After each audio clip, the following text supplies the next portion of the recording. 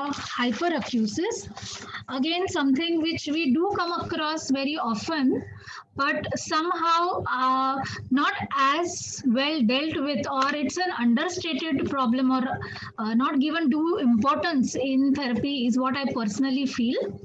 To address this issue of hyperacusis and its management, we have with us Dr. Prashant Prabhu. He is currently working as an assistant professor in audiology at Aish, Mysuru. He has completed his UG, PG, and PhD from Aish. He has published more than 70 articles in national and international journals and has authored 7 chapters in the books. He has served as a resource person at several conferences and workshops, and his current research interests are auditory neuropathy spectrum disorder, tinnitus, hyperacusis, misophonia, and hidden hearing loss.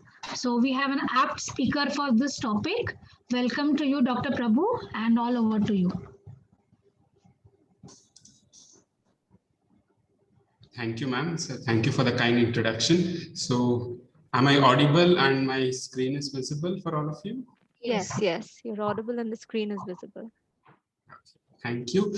At the outset, I would like to thank Misha for having me here to talk on hyperacusis, and I congratulate all of you for selecting an important topic, that is hearing assessment and management beyond the audiogram, which is kind of the need of the hour, where most of us know to do a pure tone audiometry, emittance, and the regular audiological evaluation when everything is normal, and there are things where we have to go beyond the audiogram. I mean, these are the situations where we need extra, input and extra expertise to handle such patients. So one of such a disorder is hyperacusis. So I'm here with all of you to discuss about hyperacusis.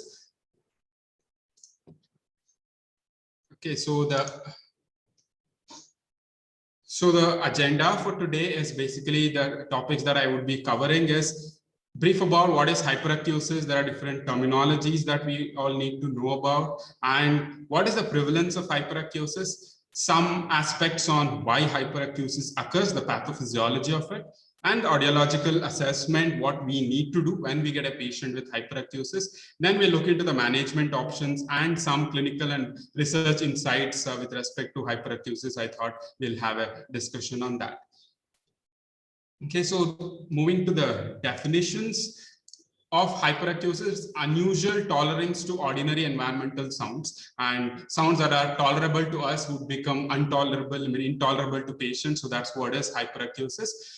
It's consistently exaggerated or inappropriate response to sounds that is neither threatening nor uncomfortably loud to a typical person. And individuals with hyperacusis, it may not be related only to hearing, so they may also have extra sensitivity to smell as well, or to light, or they may have additional balance problems as well. So that is also reported in individuals with hyperacusis.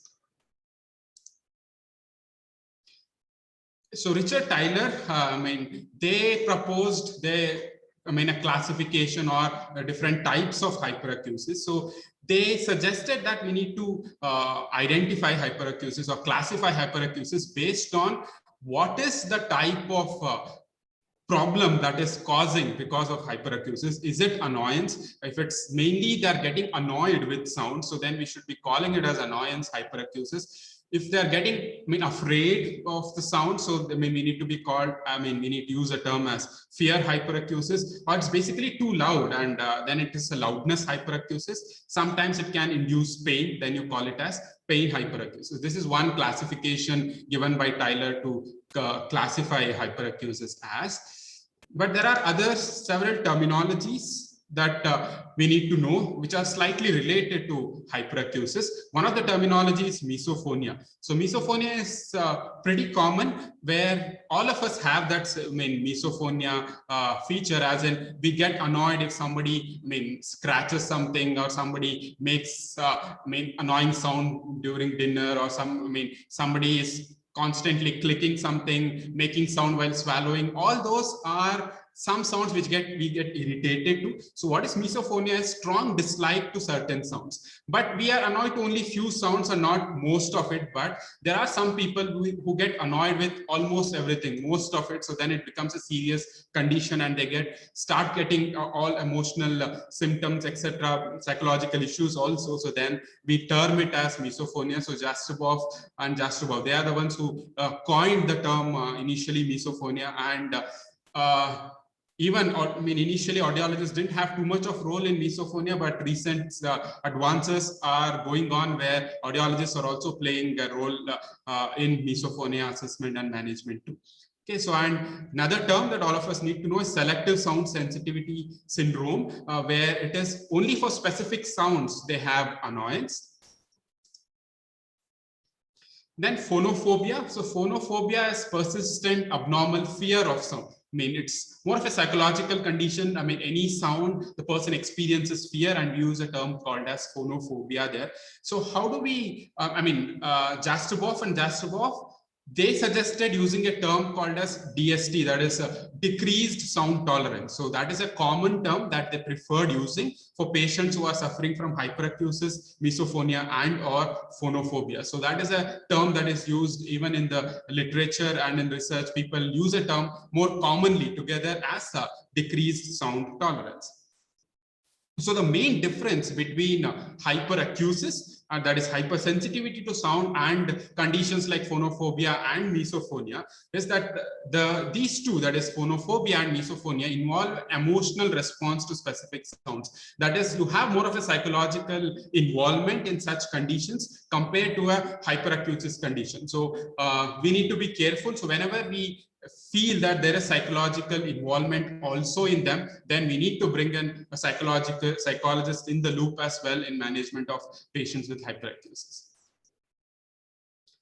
Another common question that all of us have is, what's the difference between hyperacusis and recruitment, or possibly hyper-recruitment? Because recruitment is also intolerance to loud sound. So the major differences are, in hyperacusis, almost all sounds are uncomfortable, but in recruitment, only loud sounds are uncomfortable, which means even moderate to loud sounds also become uncomfortable. That means the UCL could be ranging from even from 50 to 70, 80s. So that's in hyperacusis. Recruitment, not so much, because the dynamic range is the one that gets affected, because they have a hearing loss of maybe 40 to 50 dB, and they may have a UCL of around 80 to 90 dB. So then we call it as recruitment and not hyperacusis. Another major difference is not having hearing loss. So no or minimal hearing loss. That is, audiogram would be normal in majority of the patients with hyperacusis. But if the person is having hearing loss present, then mostly it could be because of recruitment. The person is having intolerance to loud sound. And hyperacusis varies with mood. There is a psychological component along with hyperacusis, but recruitment is purely an audiological thing and doesn't affect too much of the psychology of the person. So considering that, that is how we can differentiate hyperacusis with recruitment or hyper-recruitment.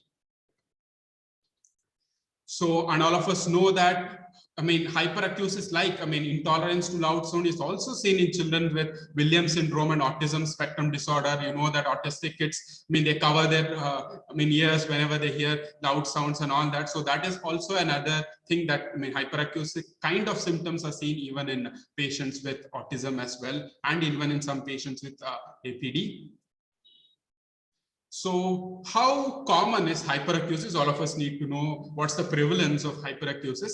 It was done in Sweden, a large survey of adults, and they found it's almost 9.2%. They said they may have hyperacusis, but clinically almost 1.99% was formally diagnosed as having hyperacusis. In children, in an UK-based study, in children, it was almost 3.7%. Generally, hyperacusis and misophonia is more in children compared to adults. So that is one thing that people have found. And when I checked into the prevalence of hyperacusis from an Indian context, I could not find much. And there was only one study that was published in 2019 on reduced sound tolerance to sounds among youngsters. They did it on 750 students who are college-going students, and they tried to find out what is the severity of hyperacusis. And they found, interestingly, majority was almost mild. Normal to mild may not be clinically significant hyperacusis, but if you see moderate and severe, definitely these are the people who require attention to people with hyperacusis. I mean, we lack so much of studies with respect to prevalence. Because of that, there is not much attention being paid to people with hyperacusis. There is no awareness among the general public as well, that though they have hyperacusis or misophonia, they don't know they can go to an audiologist for management. I mean, they don't know that there is some treatment available for them as well. So there is a lot of effort that needs to be done in creating awareness, and also we need to do a lot more studies to understand the prevalence of hyperacusis. I mean, even with respect to tinnitus, when we did a search, there was only one published study, to be honest, on prevalence of tinnitus in India. That was pretty surprising that we are I mean, we have so many institutions and we are doing so much, but we lack so much of publication, especially in such important aspects. There could be dissertations and conference presentations, but we do not have published data on prevalence of tinnitus and hyperacusis in most of the age group. This is one area all of us can look into and do more studies on. So, and as ma'am also explained, there is a comorbidity of tinnitus and hyperacusis. Most often, tinnitus and hyperacusis occur together. That is almost 25 to 30% of tinnitus patients have hyperacusis. Okay, and in patients who have come with a main complaint of hyperacusis, almost 40 to 86% of them have tinnitus. So there is a comorbidity in having both tinnitus and hyperacusis. One thing that we don't do often in clinic, when we are taking history, whenever there's a patient with tinnitus, we ask about tinnitus related complaints, as in what's the type of tinnitus, how long you hear it, which year you hear, etc. Unless they complain of hyperacusis, we don't ask about hyperacusis at all. So this is one thing that all of us need to practice, that whenever we get patients with hyperacusis, considering this high comorbidity, all of us should make it a point to ask about, do they have any difficulty tolerating to loud sounds, because many of them do complain of that, and that needs attention, and hyperacusis needs more immediate attention compared to tinnitus. And there are a lot of medical conditions that can lead to hyperacusis. There could be Bell's palsy, Ramsay-Hunt syndrome, Williams syndrome, or it could be even psychological symptoms like depression, post-traumatic stress disorder. All of them can lead to hyperacusis as well. So considering that, we should be, whenever we get patients with hyperacusis, it is always better to have a medical team evaluate it, and also they should have clearance from all that before we start managing patients with hyperacusis. So coming to why hyperacusis occurs, considering the time limitations, I am not going in detail. I'll just tell you in brief what literature says why hyperacusis occurs, especially with absolutely normal hearing. They don't have any problem at all, but why do they experience hyperacusis? One of the reasons that is given is increased spontaneous firing rate. Okay, so the nerves, all of you know that there are spontaneous firing rate of nerve fibers. There are nerve fibers which respond for low intensities, the nerve fibers which respond for high intensity, etc. So what happens is there would be increased spontaneous neural firing rate, which enhances the neural perception. Basically, the sound perception becomes more because of the extra neural firing that is happening in the nerve. So, and that leads to the perception of hyperacusis. And there is an increased central auditory gain. In the central auditory nervous system, in your auditory cortex, in your cortical area, there is extra activation, there is extra neural activation that is leading to hyperacusis. And people also explain hyperacusis using the Jastreboff model. Ma'am told you about the neurophysiological model or the Jastreboff model, where we are associating to I would have got annoyed due to a loud sound sometime. That activates my limbic system, autonomic nervous system. So that creates that loop. So because of that, there is increased gain in your, there is a constant output that is coming in. There is that loop in your cortex that has formed. So because of that, the person would be hearing, person would be getting hyperacusis symptoms. There have been some studies which talk about an efferent auditory system abnormality. The function of the efferent system is to inhibit, but if there is some efferent auditory system abnormality, there may be less inhibition. So because of that, there could be more auditory activity leading to hyperacusis. So this is a recent study in 2020 where they found there is an increased neural activation both in subcortical and also in cortical structures, especially in those with hyperacusis. So this is the graph from their study. So where they have found, this is an fMRI based study where they have found that on a subcortical level as well, hyperacusis was related to higher responses in the medial geniculate body, inferior colliculus, even at the level of SOC as well.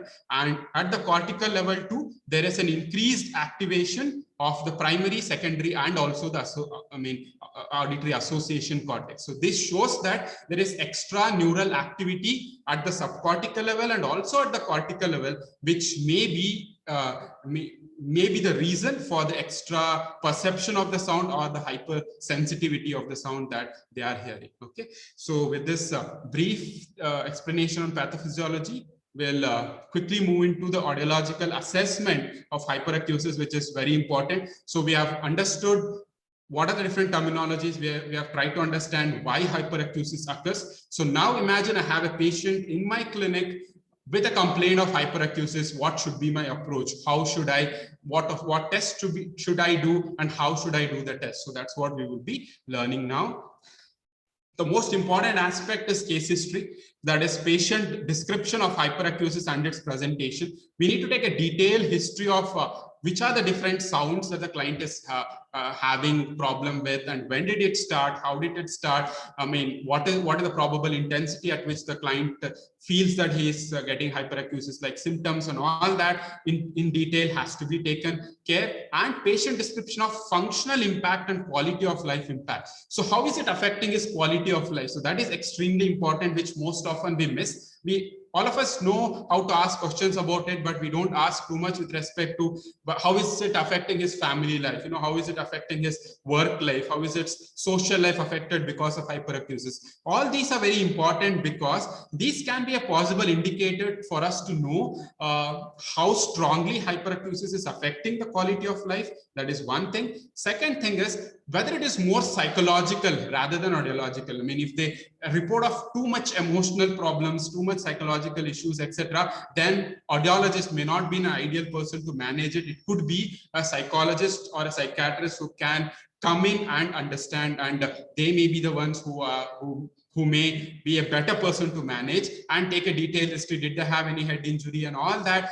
What could be the cause that could have led to hyperacusis? Do we need any medical referral? So all that is important, because collection of results from other health professionals, that is, if we feel that person needs attention, we need to send him for a psychiatric assessment and also maybe do a lab work through a physician, etc. So ensure that it is more audiological and not psychological. So then we can take the patient for detailed assessment and possible management. Okay, so and I mean, I saw a question also. I mean, I thought I'll just say that also here.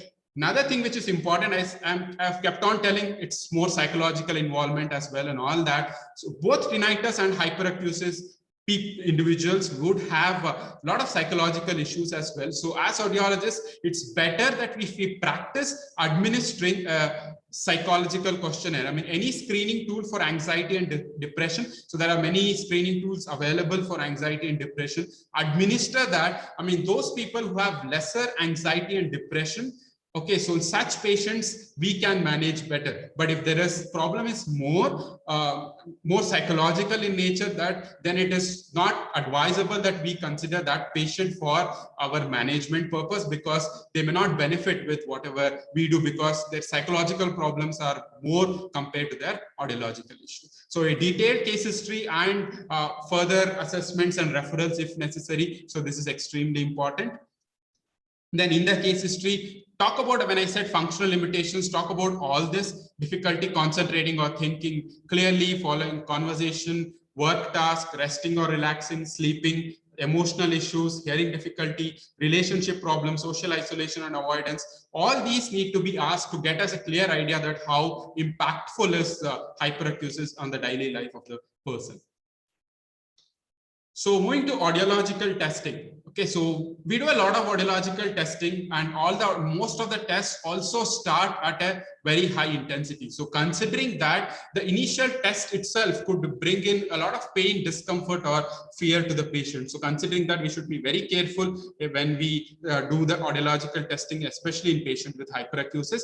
Some patients may have vestibular hyperacusis, a term that they sometimes use, or something called as Tullio's phenomena. The Tullio's phenomena is it is vestibular problems that are caused due to loud sounds. When the person is exposed to loud sounds, he gets vertigo, giddiness, and all vestibular symptoms, and that is due to superior canal dehiscence and other kind of disorders as well. So we need to rule that out as well. So we need to ask whether do you get any vestibular problems also due to loud sound, because that could be because of the superior canal dehiscence and other issues, and not related purely to a pure hyperacusis patient. Okay, so when we do testing, when we go to pure tone audiometry, the standard, recommendation is start at 70 dB. And if you feel that the person is normal hearing, you start at 40 dB. So that's what is recommended. So for people with hyperacusis who have an UCL maybe at 50, 60, etc., even 40 dB could be very high, and even 70 dB could be extremely high. So don't start blindly at what is the recommended level, especially when you feel that the person is having hyperacusis. What is recommended is start at 20 dB HL. Okay, so that's what is recommended. Then start rising or lowering depending upon the client's response, because most of them have normal hearing. So it is better you start at a very low intensity such that the client is more comfortable with you for further testing that you can do. Okay, so when we do emittance evaluation, even ma'am said we should be very careful, especially with acoustic reflexes, because we do it obviously at high intensity. Always use ascending method.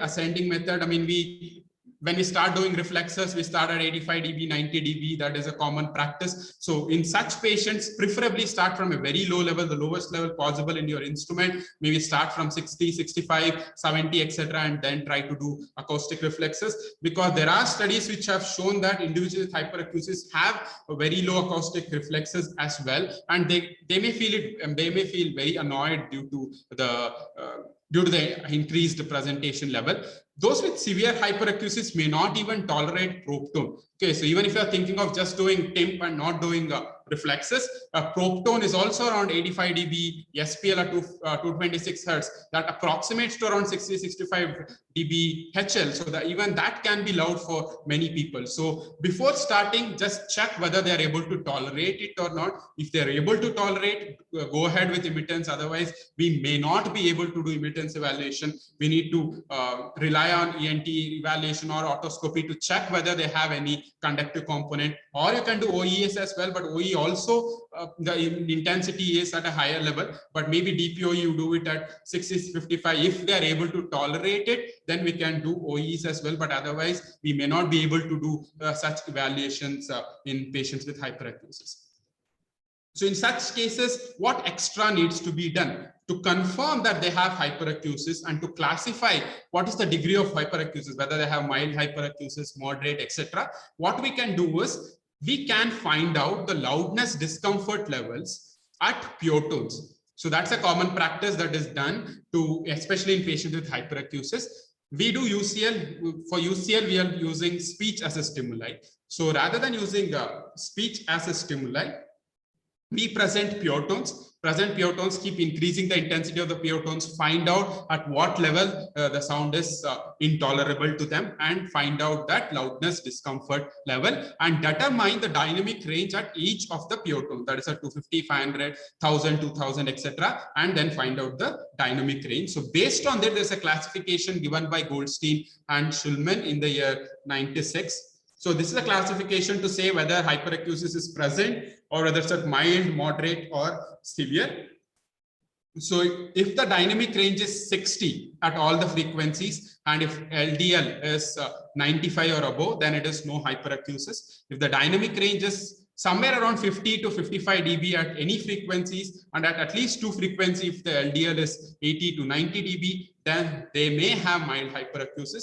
40 to 45 dB dynamic range and 65 to 75 loudness discomfort level, definitely moderate, but a dynamic range of 35 dB or less and 60 dB or less UCLs or loudness discomfort level definitely means a severe hyperacusis. This is one clinical indicator for us to know how much is the severity, and we can always use this as a tool to measure the progress with the therapy as well. So you do management for hyperacusis and administer this again to check whether is there any improvement that has happened or not.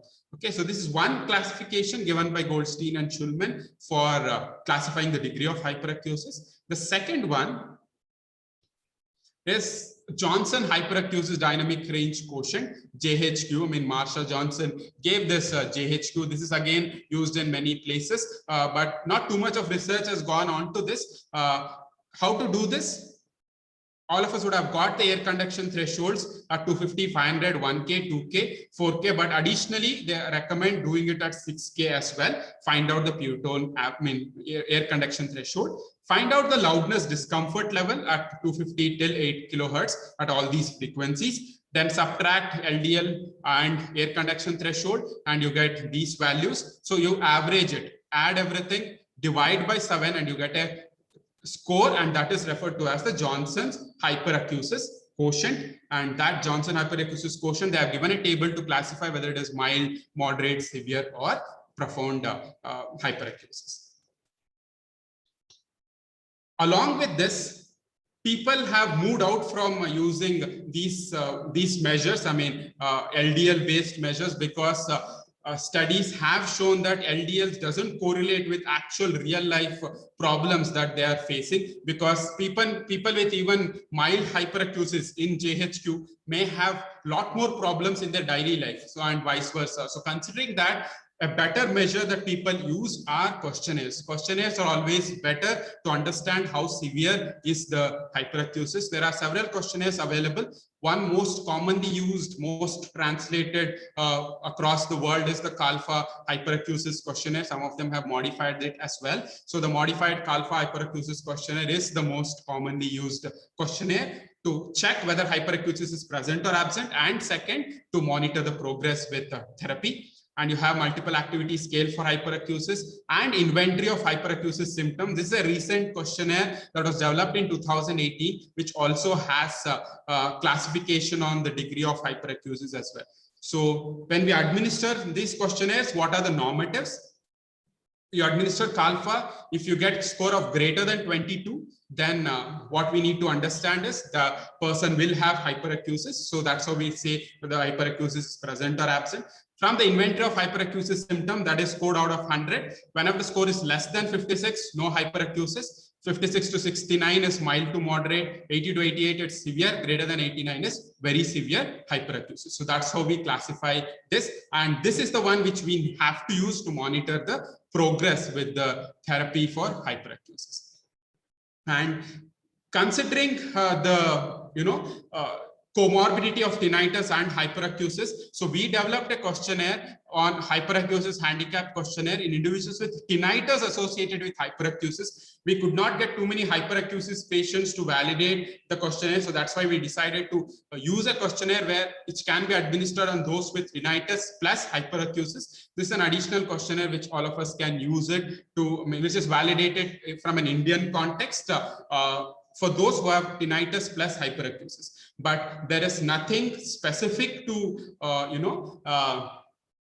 Indian context that people haven't translated and validated hyperacusis questionnaire published report as such, which we can use it regularly, but we can use the actual questionnaire if they can understand English. But there is definitely a need to develop such questionnaires in our Indian languages too.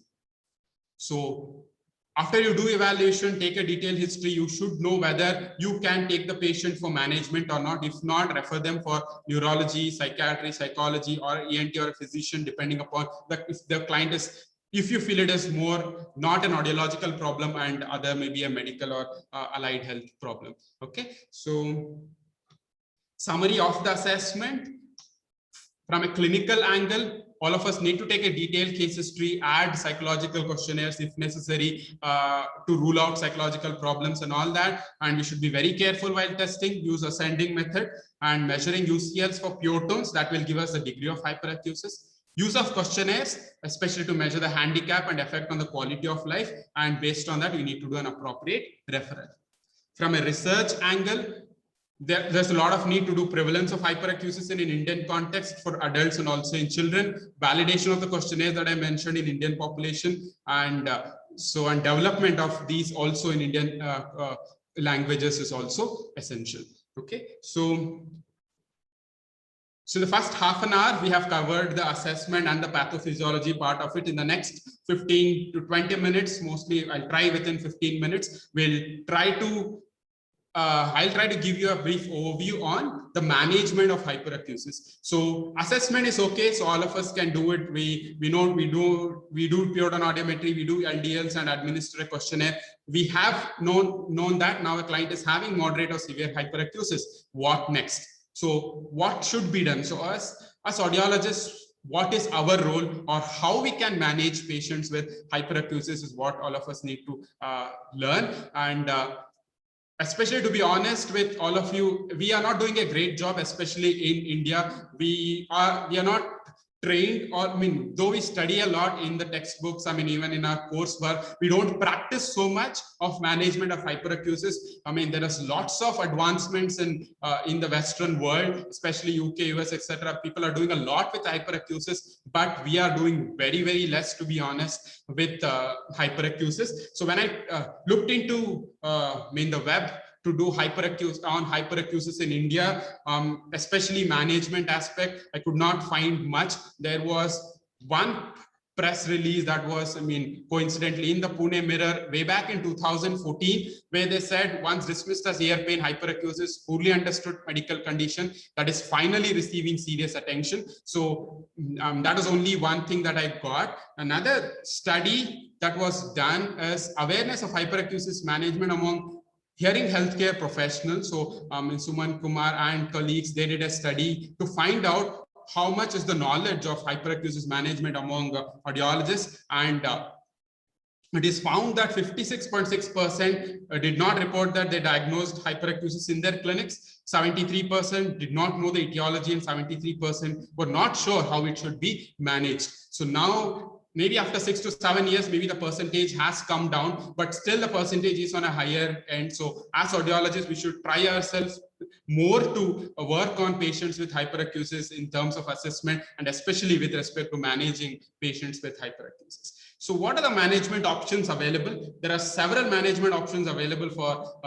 hyperacusis, but I'll focus on the three major ones which are used for management of hyperacusis and also well reported in the literature. So those are informational counseling is general counseling. The therapy aspects are desensitization therapy, tinnitus retraining therapy, cognitive behavioral therapy, and I'll just give you a brief overview on what are the other methods that are coming up which can be very useful in management of hyperacusis.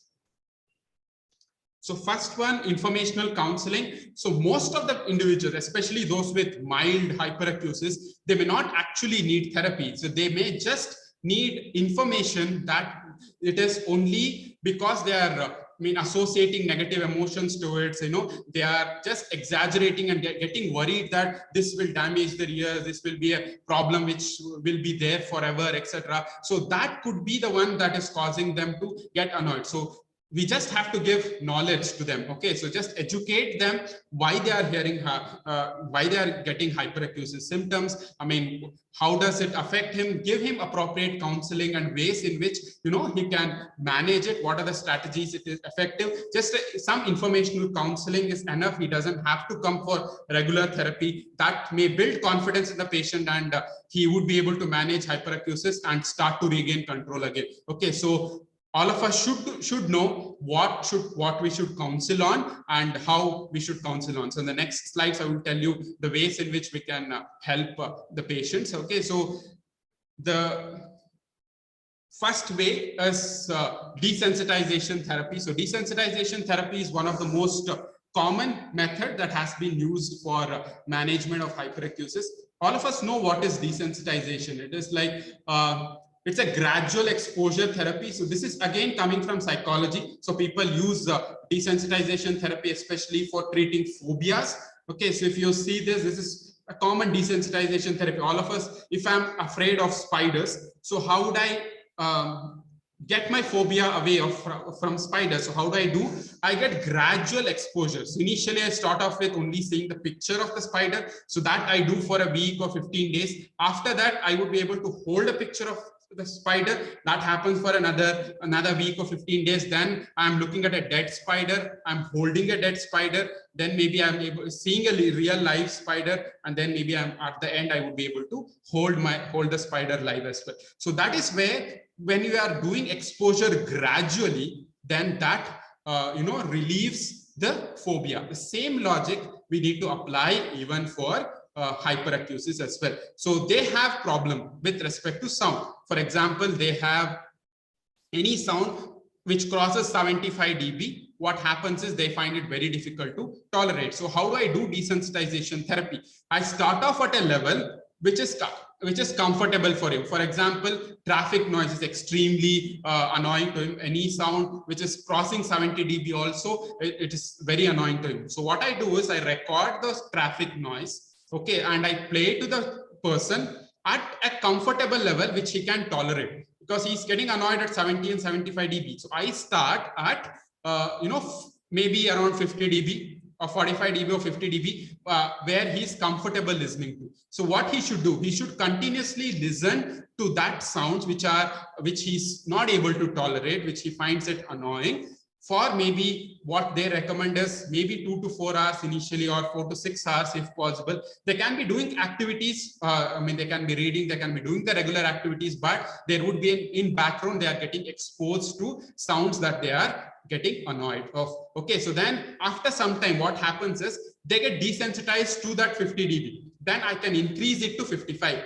and I can increase it to 60, 65, 70, 75. And since I'm not giving a sudden 75 sound, I'm gradually desensitizing and giving the sound. What can happen is that can help him to increase the UCL. The UCL keeps increasing from 75, 80, 85, and 90, like the normal it can reach. So that's definitely possible, and it is a time-consuming thing, because desensitization doesn't happen overnight. But we should make the client understand how this desensitization works by giving psychological based examples, etc., and ask the client to listen to such sounds, and with a gradual exposure they'll be able to overcome their fear and irritability due to the sounds. Okay, so this progressive increase in intensity of the sound which are uncomfortable. So the people have given which kind of sounds. So some researchers initially said use white noise, and some of them said use pink noise. Okay, so because that encompasses all the sounds. If the person is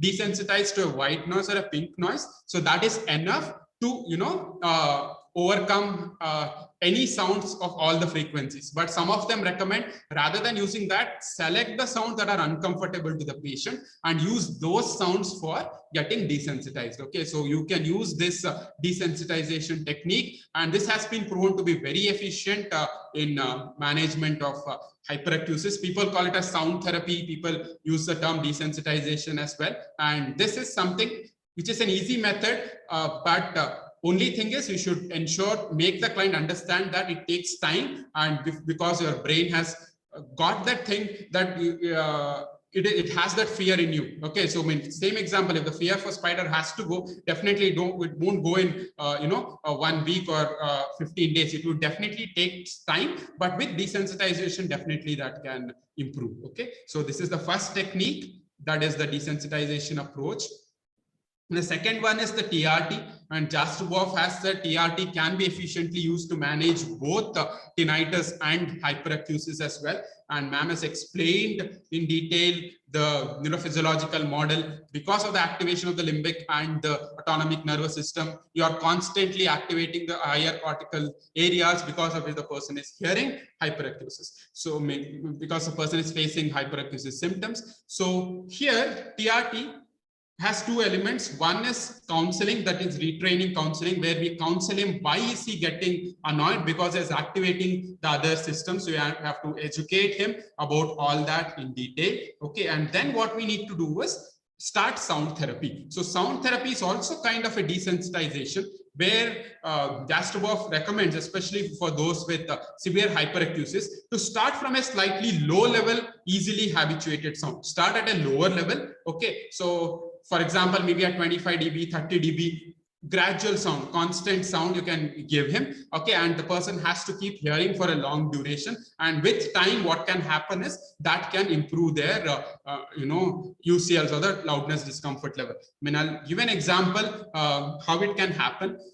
Assume that there is a person with hyperacusis and his UCL is 80 dB, and in the background, and for with accounting for the background noise, etc., maybe his threshold is 25 dB. So the dynamic range becomes 55. That person has a dynamic range of 55, but he's getting annoyed for a sound of 80 dB. So what we need to do is we need to push the UCL to 100 dB. So that's our treatment approach, to push 80 dB to 100 dB. So what is recommended is start off with a constant, natural, non-threatening broadband at 5 dB to the background level. That is at 5 dB SL, 5 dB higher than the background level. For example, background is around 25. So start at around maybe 30 dB. That is at least 5 dB higher. So background could be anything. I mean, it could be a white noise, or it could be a TV, it could be a radio, it could be anything which the client is comfortable listening to for a long duration, preferably a broadband. Okay, so when we do that, what happens is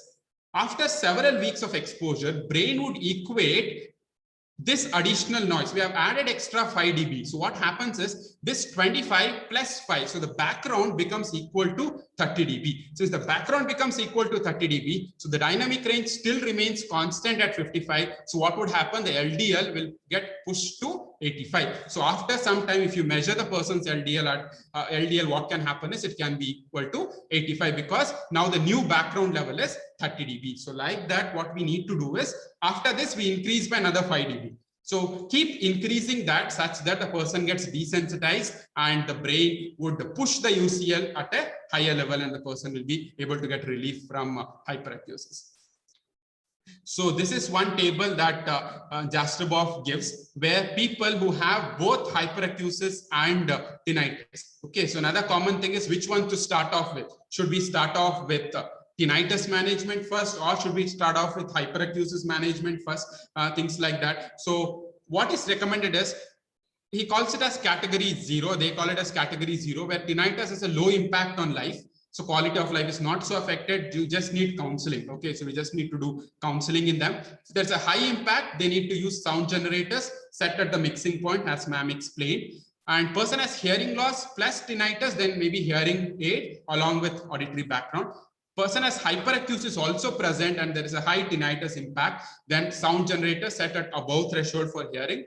And category 4 is hyperacusis is present, and there is client gets more problematic, especially when continuous loud sound is given. In such situation, sound generator should be set at a lower level. I mean, as I explained in the previous slide, set at a lower level and gradually increase the sound level, where the person cannot hear to loud sounds for maybe, I said in the desensitization, use at 50 dB. They cannot hear 50 dB for a long time. In such cases, what we need to do is we need to, start at set at a lower threshold level, especially for those with category 4. And when we have both hyperacusis and tinnitus, you can start giving therapy for both together, but focusing more on hyperacusis, that relief would be, you have to find out what exactly is causing more impact on life. So mostly if it is hyperacusis, treat hyperacusis first and then go for tinnitus, or do both together, because both of them work on the same logic and both help to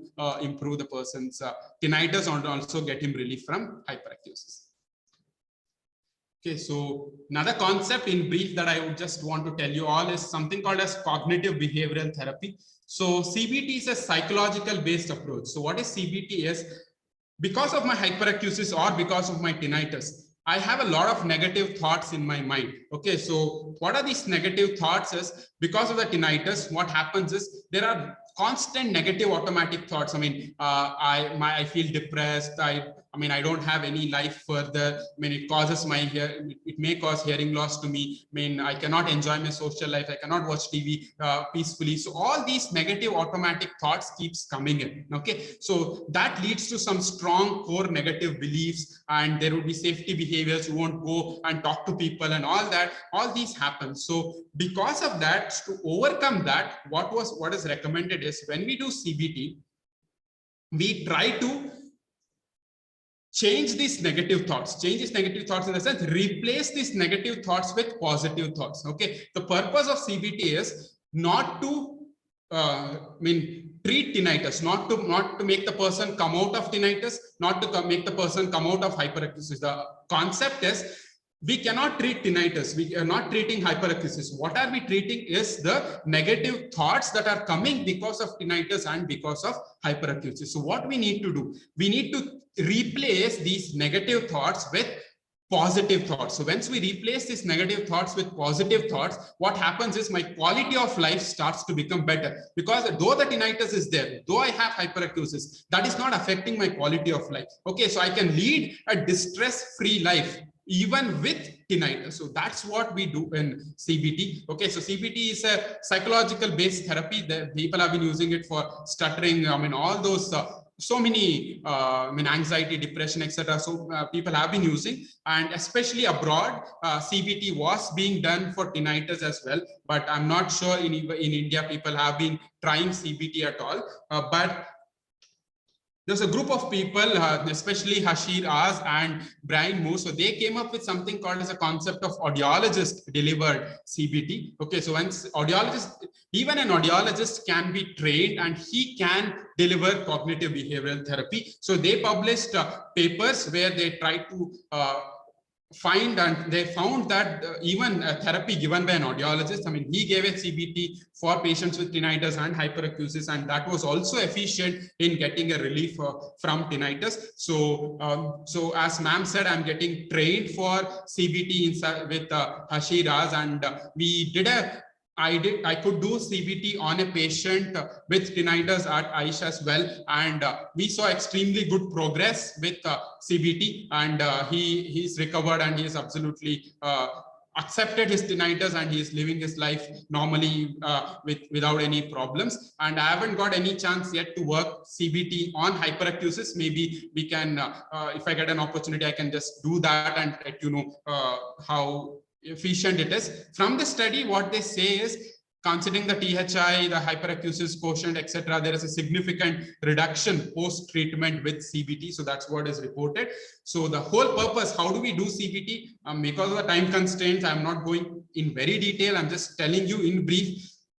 I mean, tinnitus or hyperacusis has a lot of emotional effect and quality of life effect. Because of that, we have a lot of negative thoughts. So CBT can help to change these negative thoughts. Once these negative thoughts are converted into positive, then there would be reduced emotional effect and reduced lifestyle effect of tinnitus and hyperacusis. And that can really help patients to live even with tinnitus and hyperacusis happily without having any tinnitus related distress. So how CBT is done quickly? We do a minimum of 6 sessions, 1 session per week. Each lasts for 90 minutes. There are sequential steps that we need to follow in CBT, where we change the thought process from negative to positive and let the patient accept tinnitus or hyperacusis, and that leads to a relief from tinnitus related distress and improves the overall quality of life of the patient. So TRT or CBT, which one is better? So which one we need to use? I mean, studies say that both are equally superior. I mean, there is nothing like TRT is better or CBT is better. The studies show that both are equally efficient in managing patients with tinnitus and also patients with hyperacusis. Not many studies are done on hyperacusis and CBT, but tinnitus definitely both are equally important. So which one to select? I mean, from personal experience and from the literature, what they say is TRT should be preferred when there is less tinnitus related distress. Tinnitus is there, it is affecting them, but it's not affecting their quality of life too much. In such cases, it is better we go for TRT. But if the person's quality of life is really affected so much. In such patients, even with TRT, we may not see immediate effect. I mean, better to go for a CBT. So in the initial interview, we do a detailed evaluation and check, and after that, we decide whether the person, whether he can go for TRT or whether he can go for a CBT. But CBT is preferred to have severe tinnitus-related distress without any psychological problem. That is one thing. We need to rule out psychological problems. If psychological problems are there, then they need to be referred to a psychiatrist or a psychologist.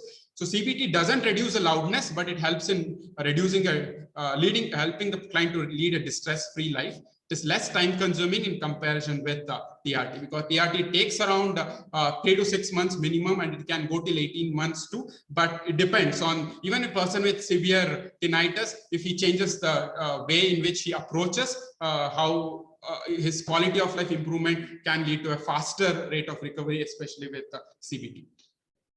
And with respect to hyperacusis, some don'ts are common thing. Most of the patients with hyperacusis, they'll go for wearing an earplug or an earmuff to prevent from loud sounds. So that is not recommended, because studies have shown that increases the central auditory gain. So the brain feels that it's not getting external sound. So what it does, it produces extra neural signals in the brain. So because of that extra neural signals, that again affects the prognosis, and that again increases hyperacusis rather than giving them protection. So ask the client not to use earplugs or earmuffs, especially for management of hyperacusis.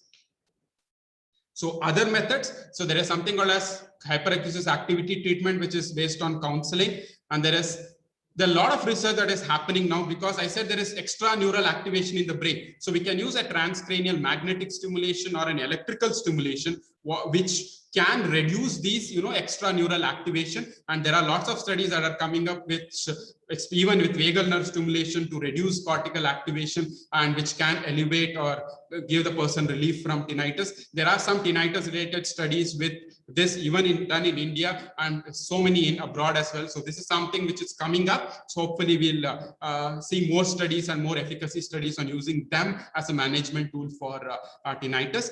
There is surgical management. There is a recent study where they have done a surgery where they have enhanced or put an extra tissue on the whole window, round window, and on the stapes, so that to reduce the sound that is going to the cochlea, and that may help them to get relief from hyperacusis, not causing so much of a hearing loss, but that elevating hyperacusis is what it's reported. And further research need to be done to validate such studies. There is pharmacological studies that are going on, which drugs can reduce extra cortical activation, and that can elevate tinnitus and hyperacusis. So these are something which is going on, and we should see whether these come up in future as one of those important strategies that can work or help people with tinnitus and hyperacusis. Okay, to summarize, clinical insights: whenever we get a patient, do a baseline assessment using questionnaires, and use of informational counseling. Counseling is extremely important. Do desensitization method or sound therapy through TRT. And if they have severe distress, and with training, we can also try CBT as well.